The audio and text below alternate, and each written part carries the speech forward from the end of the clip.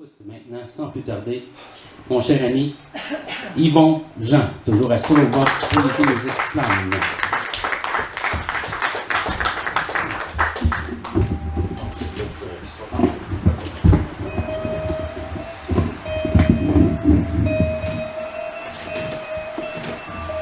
Je vais faire quelques Émilie et terminer avec un poème sale, joyeux, avec la musique de JP.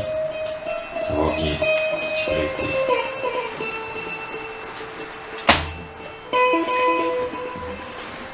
La plupart des poèmes d'Emily Dickinson n'ont pas de titre. Moi, j'en ai trop.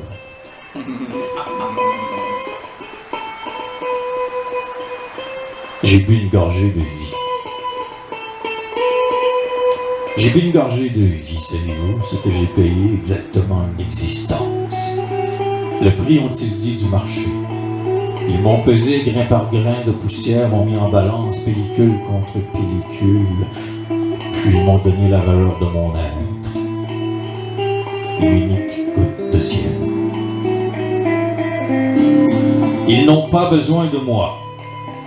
Ils n'ont pas besoin de moi, mais qui sait, je laisserai mon cœur en vue, mon petit sourire pour bien être précisément ce qu'il faut. Je n'avais pas le temps d'haïr. Je n'avais pas le temps d'haïr parce que la tombe m'en aurait empêché et la vie n'était pas si vaste que j'épuise l'inimitié ni n'avais le temps d'aimer, mais puisqu'il faut bien s'occuper, la menue peine d'amour, me suis-je dit, me suffirait. S'accumuler comme un tonnerre. S'accumuler comme un tonnerre à sa limite, puis s'écrouler grandiose, alors que la création se cache. Voilà qui serait poésie ou amour. Ils sont le même âge, on les éprouve sans l'éprouver, on les vit, ils vous consument. Car à la vue de Dieu, nul ne survit. Me bannir de moi. Me bannir de moi si j'avais ce don. Invincible ma place à tout autre cœur.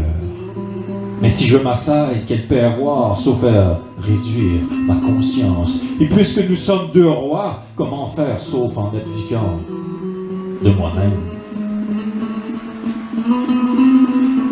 Le cœur veut d'abord le plaisir.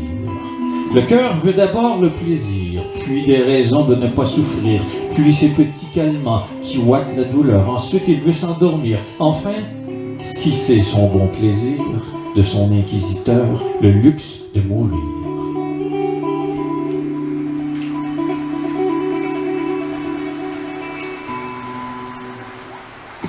Si je puis empêcher un seul cœur de se briser, je n'aurais pas vécu en vain.